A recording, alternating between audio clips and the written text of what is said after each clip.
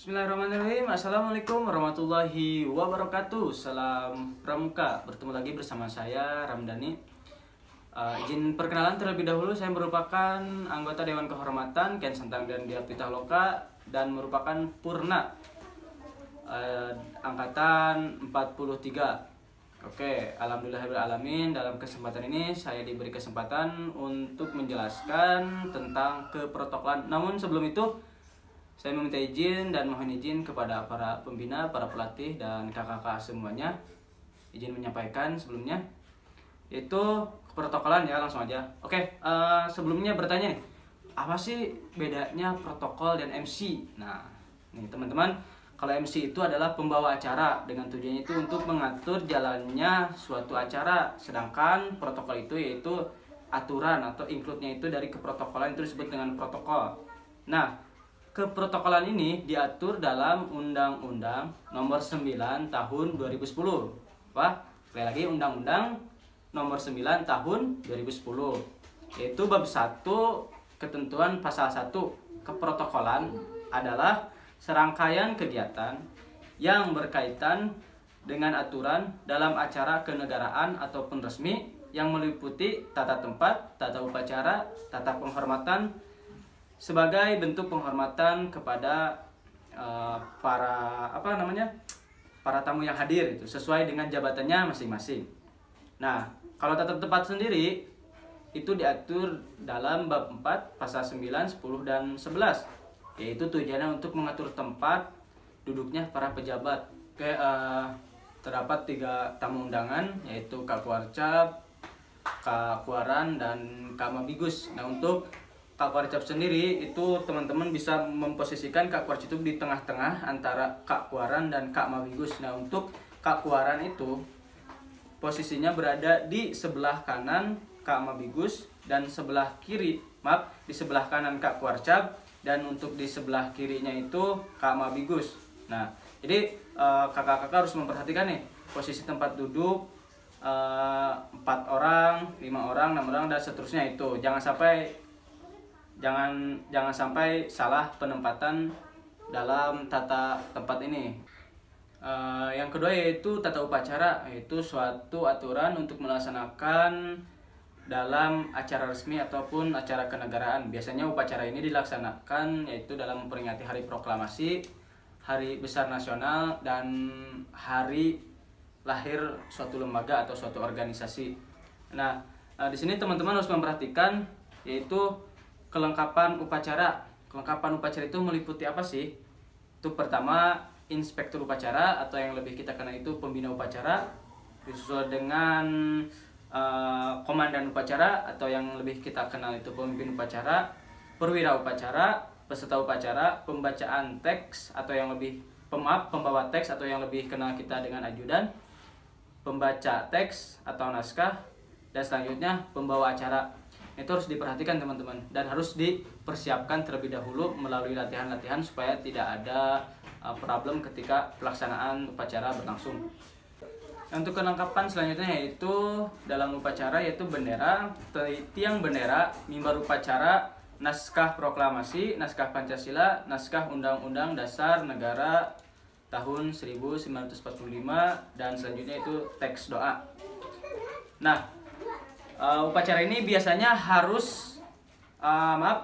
upacara ini biasanya diselenggarakan itu sebelum memulai kegiatan resmi ataupun kegiatan yang tadi hari proklamasi. Nah, kakak-kakak, susunan upacara ini biasanya yaitu harus ada pengibaran bendera yang diiringi dengan lagu kebangsaan.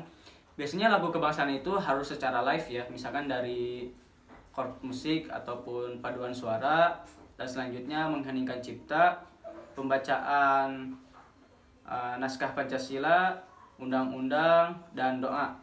Nah, itu upacara itu biasanya dilaksanakan ketika tadi yang sudah saya sebutkan, yaitu hari proklamasi atau hari besar negara dan hari lahirnya suatu lembaga.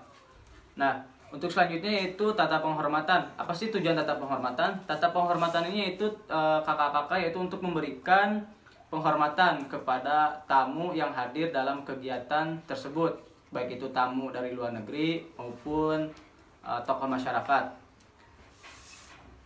Selanjutnya yaitu harus memperhatikan, kakak di sini harus memperhatikan tata ruang ya. Yang pertama itu misalkan meja dan kursi itu harus digunakan sebagaimana sih layaknya, kan terbagi menjadi 3, yaitu yang pertama itu classroom, conference, dan theater. Nah, kalau classroom ini biasanya itu bentuknya audiensi dan pimpinan itu layaknya kelas lah teman-teman, kayak gitu kan. Mungkin teman-teman tahu lah classroom bisa dibayangkan dalam posisi kelas, si audiensinya itu berada di depan teman-teman kayak gitu. Dan kemudian conference, biasanya conference ini bentuknya itu bulat ataupun kotak, biasanya itu kan ini digunakan untuk rapat ya teman-teman. Kemudian teater, kalau teater ini panggung kayak gitu, kayak suatu pertunjukan layaknya tunjukan teater lah kayak gitu. Nah, dari segi lighting, pencahayaan juga harus diperhatikan. Terus tata suara harus jernih, harus terdengar oleh peserta yang lainnya. Kemudian penempatan podium dan dekorasinya, misalkan penempatan suatu mimbar itu baiknya di mana sih? Misalkan posisinya di kanan, sehingga mimbar itu tidak menutupi para peserta yang lainnya yang ada di depan itu, jangan sampai menutupi tamu undangan kayak gitu. Terus dekorasi pot bunga itu harus diperhatikan dan harus dipersiapkan terlebih dahulu. Jangan sampai nilai keindahan atau keestetikanya itu hilang gitu. Kemudian yaitu tata busana. Nah, kakak-kakak di sini harus bisa memposisikan busana yang akan dikenakan ketika suatu acara. Itu juga bagian dari protokol loh, harus diperhatikan. Kalau misalkan dalam kegiatan resmi tentunya menyesuaikan busananya, jangan sampai yang kita kenakan itu pakaian non formal, jangan sampai itu. Dan kemudian harus rapi, harus wangi tentunya, apalagi petugas protokol. Dandanannya itu emang orang itu akan melihat penampilannya terlebih dahulu, baru orang bisa menilai kakak-kakak itu seperti apa gitu. Kemudian tata warkat. Nah, biasanya ini seorang protokol ini harus bisa dalam surat menyurat atau pengadministrasian. Kemudian bahasa atau diksi itu harus digunakan bervariasi sesuai dengan ejaan gitu. Jadi seorang protokoler itu harus bisa memberikan contoh yang baik dan enak dipandang.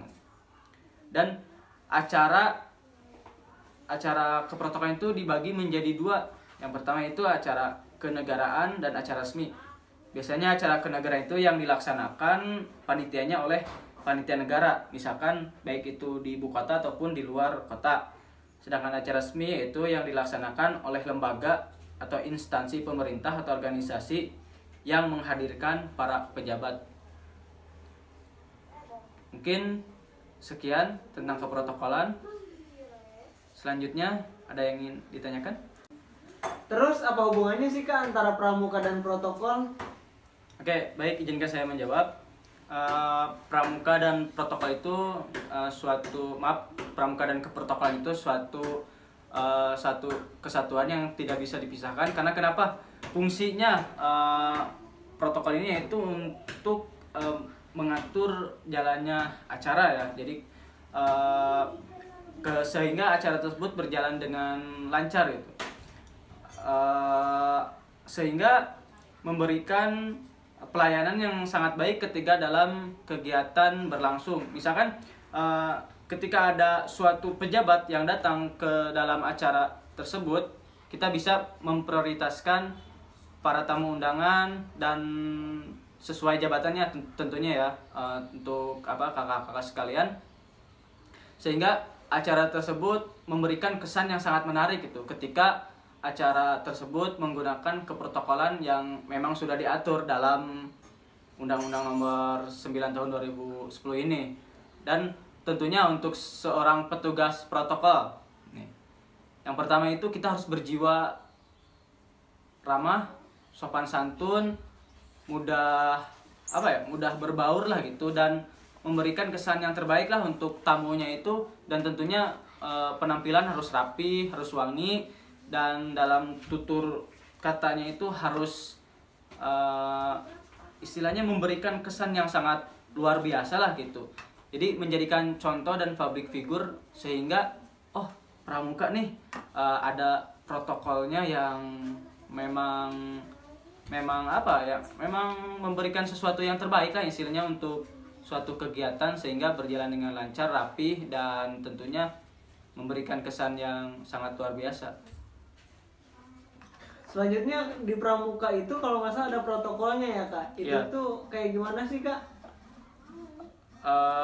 Baik, di pramuka itu terdapat yang namanya unit atau satgas protokol. Biasanya ini kalau kita kenal kan berada di tingkat Kuarcap ya, dan tidak menutup kemungkinan juga kayak seperti Bogor Timur kita mempunyai satuan protokol juga. Itu tugasnya kembali lagi kepada tadi, yaitu sesuai dengan Undang-Undang Nomor 9 Tahun 2010 ini, sehingga anggota protokol itu diberikan berbagai pelajaran tentang mengenai tata upacara dan kegiatan lainnya seperti itu, untuk mengatur suatu kegiatan sehingga kegiatan itu bisa berjalan dengan lancar. Terus boleh nggak sih kak kalau kita mengadakan satgas protokol di pangkalan kita?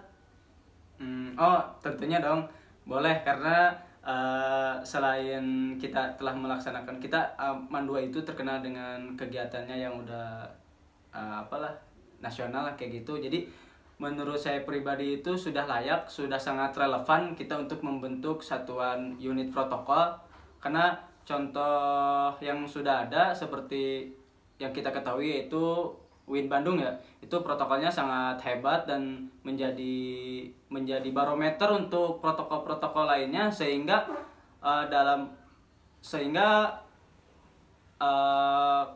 Kuarnas sendiri pun telah membentuk satuan unit protokol, dan